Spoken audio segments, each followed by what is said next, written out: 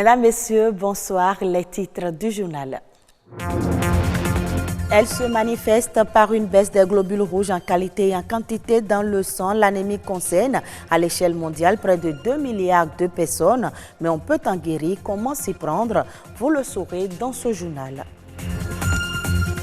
Vous l'ignorez peut-être, la consommation élevée de fruits et légumes diminuerait le risque de certains cancers. La mangue serait même l'ennemi du cancer. Elle prévient et pourrait le guérir. 3 nouveaux ouvrages dans les librairies. C'est l'œuvre du Dr Charles Liguin. L'universitaire met l'accent sur l'importance des langues nationales dans la promotion de la culture.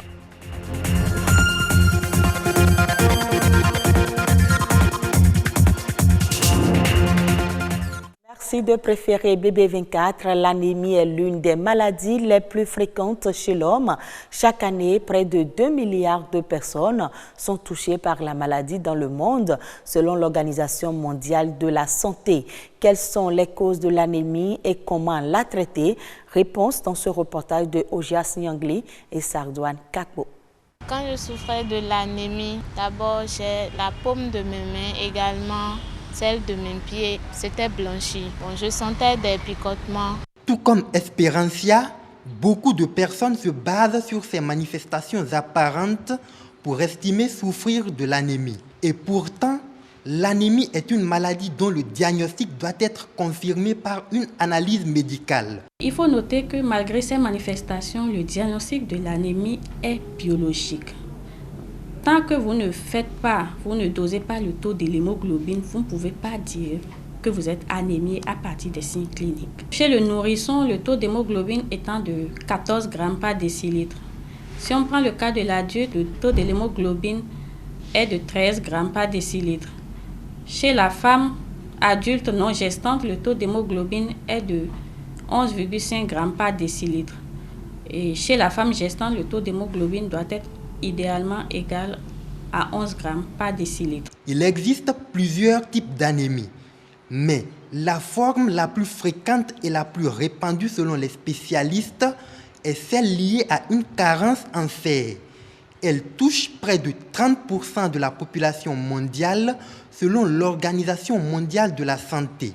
Les causes liées à cette forme d'anémie sont multiples. Nous pouvons énumérer 4 causes. La première cause liée à une insuffisance des apports, c'est-à-dire des apports de fer.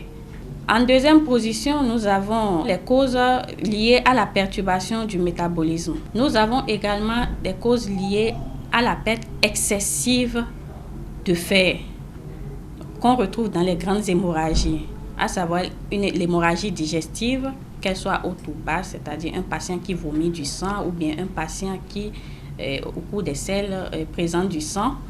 Des patients qui souffrent de l'hémorroïde, et les femmes également qui font des règles abondantes ou bien porteuses de fibromes. Pour l'éradiquer, tout souffrant doit, en plus des traitements médicaux, suivre un régime alimentaire riche et diversifié. Il faut une alimentation équilibrée riche en protéines. Protéines ne veut pas dire forcément de la viande. Nous avons les protéines animales et les protéines végétales. Parmi les protéines animales, nous avons la viande, le poisson, les œufs, le foie de veau, le foie de porc. Et parmi les protéines végétales, on peut retrouver des épinards, les légumes, c'est-à-dire les épinards, et les lentilles, les fruits, comme la pomme, les oranges. Selon les chiffres de l'Organisation mondiale de la santé, la maladie touche chaque année près de 2 milliards de personnes à l'échelle mondiale. Et au Bénin, 58% des femmes et 72% des enfants en ont souffert de 2006 à 2018. La mangue est le fruit tropical le plus consommé au monde après la banane. Sa chair orangée et juteuse est une bonne source de fibres et de vitamine C. Elle aurait un potentiel anti-cancer, notamment grâce à son contenu en antioxydants. Sa consommation guérit plusieurs maladies et prévient du cancer, nous dit Félix Sonon, médecin nutritionniste. Il est au micro de César Achadé et Baudelaire Kanchede. Quand vous consommez suffisamment de la mangue, vous avez l'avantage donc de vous prémunir des maladies cancéreuses. Parce que la mangue, en dehors de la vitamine C que ça contient, la mangue contient également des antioxydants qui jouent un rôle important dans la lutte contre les radicaux libres qui sont les déclencheurs donc, des processus tumoraux. Donc, nous pouvons dire qu'en consommant la mangue, nous avons beaucoup à gagner dans la prévention contre le cancer. Mais en dehors de ça, nous pouvons aussi signaler que la consommation de la mangue aide la digestion par sa composition en fibres qui aide cette digestion. Vous savez, la mangue a une forte capacité de libido parce que la mangue est riche en vitamine E. Et cette vitamine E essaie donc de jouer sur la régulation des hormones et cela permet donc de stimuler, de donner de l'appétit sexuel. En dehors de ça, nous pouvons aussi citer la santé de l'œil que nous pouvons gagner en consommant de la mangue. Vous savez, la mangue contient une bonne proportion en vitamine A dans l'ordre de 25%. Et cette vitamine A joue un rôle important dans l'amélioration de la vision, surtout la vision crépusculaire. Et surtout la sécheresse de l'œil. Autant de situations qui peuvent banalement rendre les yeux malades. En dehors de ça, nous pouvons aussi citer, entre autres avantages, en consommant par exemple de la mangue, c'est que nous pouvons aussi, si on veut diminuer un peu de poids, ça peut nous aider à perdre un peu de poids. Je l'annonçais dans les titres, valoriser les langues nationales pour davantage promouvoir la culture. C'est le leitmotiv du Dr Charles Liguin. Il vient de mettre à cet effet sur le marché 3 nouveaux ouvrages. Le lancement officiel a eu lieu à Cotonou. Amitié Sabidi et Lazare Miga nous emmènent à la découverte de ces œuvres littéraires. Faire la promotion des langues nationales, c'est le combat que cet auteur, Dr Charles Liguin, mène depuis des années. À travers ces 3 ouvrages lancés, l'auteur met en valeur des réalités des us et coutumes du Bénin. Comme l'a dit Éric Maigret, dans Sociologie de la communication, l'homme est un être culturel. Et en tant qu'être culturel, je veux rester et demeurer culturel. Je ne peux pas vivre de façon désincarnée. Je ne peux pas vivre en dehors de mon milieu, en dehors des réalités, n'est-ce pas, de mon milieu. C'est pour cela justement que les 3 ouvrages, mis bout à bout, sont fondés sur la culture, mais qui est relatée par la langue. Le couvre-chef, une pratique vestimentaire qui symbolise les réalités socio-culturelles du Bénin. Il a fallu attendre 5 ans pour rééditer l'acte et réactualiser cet ouvrage philosophique de plus d'une centaine de pages. L'œuvre est appréciée dans sa forme et dans son fond. L'image sur la couverture du livre vient illustrer cette réalité. Il a été demandé à mon épouse, alors que nous étions en poste en Chine, de présenter quelque chose de symbolique et qui représenterait le Bénin. Alors après réflexion, vous savez ce qu'elle a choisi? Elle a choisi tout simplement le Gobi. Je me retrouve maintenant dans mon monde quand on parle de Gobi. Je crois que ce n'est pas à Porto-Novo seul, c'est un peu partout, c'est en train de prendre. Les titres des ouvrages sont aussi évocateurs que les thématiques abordées. Béché qu'on peut dire, Béché, B, ça veut dire langue, Tché, moi, la mienne, le mien, et con, c'est-à-dire auprès de, donc je reste auprès de ma langue pour révéler, n'est-ce pas, le contenu de la culture, de ma culture et le contenu de la culture de l'Afrique pour aller de l'avant. Les participants rendent hommage à l'auteur pour la pertinence de sa démarche méthodologique. Je remercie vraiment l'auteur d'avoir sorti vraiment ce sujet et de l'exposer parce qu'effectivement, c'est un pan de notre culture que nous sommes en train de perdre. Aussi, pour les 2 autres ouvrages, je ne voudrais pas tomber un peu dans la philosophie quand la nature vous venge. Je sais un peu les coups qu'on reçoit. On tombe, on se relève, on tombe, on se relève. Et aujourd'hui, le voici en train de présenter 3 ouvrages à la fois. C'est autant d'ouvrages qui lui ont permis de mettre un accent très particulier et très pointu sur ce que peuvent faire nos langues nationales lorsque l'on en maîtrise bien les contours. Donc, en tant qu'amoureux des langues, c'était un plaisir pour moi de venir le soutenir. Selon l'auteur, le développement durable de l'Afrique doit nécessairement passer par sa culture. Le couvre-chef, Betchekon et Quand la nature vous venge, ces 3 chefs-d'œuvre sont vendus respectivement à 3 000 francs, à 5 000 francs et à 7 000 francs CFA.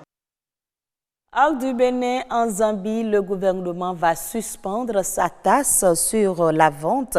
Cette taxe vente était l'une des mesures qui devrait remplacer la taxe sur la valeur ajoutée en vigueur dans le pays. Elle permettra de réduire sa dette et son déficit budgétaire. Une mesure avait donné lieu à un long bras de fer entre le gouvernement et les acteurs du secteur minier qui fournit la majeure partie des recettes d'exportation du pays. Pour l'année 2020, les autorités espèrent limiter le déficit budgétaire de la Zambie à 5,5% du PIB contre 6,5% cette année. Le niveau de la dette et les épisodes de sécheresse qui ont frappé le pays continuent de plomber ses perspectives de croissance. Allons maintenant au Sénégal pour vous présenter la mosquée Massalikul Djiman implantée sur une superficie de plus de 6 hectares. Elle se dresse majestueusement sur l'avenir tchèque Amadou Bamba.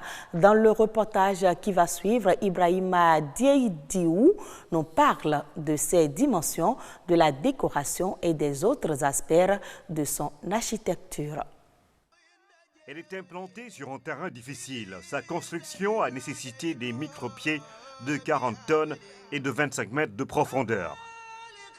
6 hectares pour la mosquée. Pour 28 000 places, 5 000 pour la partie réservée aux hommes et 3 000 pour les femmes. L'édifice comprend 4 minarets de 45 mètres, dont un de 75 mètres.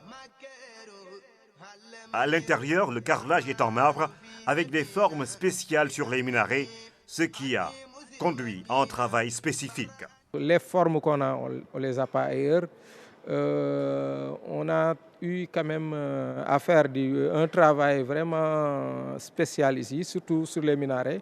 On a travaillé avec des coffrages glissants. C'est des coffrages où on peut faire 5 mètres de hauteur par jour. Donc les minarets de 45 mètres là, donc la partie qui est unique, on l'a fait en 8 jours. Et c'est des travaux qui pouvaient prendre des années, qu'on a vraiment économisé énormément de temps avec cette technologie de coffrage glissant. Pas moins de 500 personnes ont travaillé sur le gros œuvre. Les bureaux sont dédiés aux différents responsables de la mosquée. Dans la salle de prière, l'espace pour l'imam, avec une dizaine de lustres qui illuminent les lieux. L'architecture répond aux standards de l'islam en la matière. L'architecture, vous le voyez, ça peut se présenter elle-même. Hein. Donc c'est l'architecture arabe donc, qui a trait avec la religion musulmane, donc avec des arcades, donc des coupoles, donc des poteaux circulaires et ceci décorés par une décoration marocaine. Donc vous voyez même à la mosquée Hassan II, donc à Médine, ainsi de suite. Dans l'édifice, une salle de prière quotidienne qui peut prendre jusqu'à 400 personnes. Un local technique et une régie vidéo et son. Des fontaines décorent les lieux. Massalikul Djiman cristallise les regards. L'ouvrage est aujourd'hui la principale ou l'une des principales attractions à Dakar. La mosquée va ouvrir sa quinzaine de portes ce vendredi pour l'inauguration officielle avec le khalife général des Mourides, Serigne Mountakha Bassirou Mbacké, et le président de la République, Macky Sall. Voilà qui vient mettre un terme à ce journal. Merci de nous avoir suivis. Très bonne suite de nos programmes.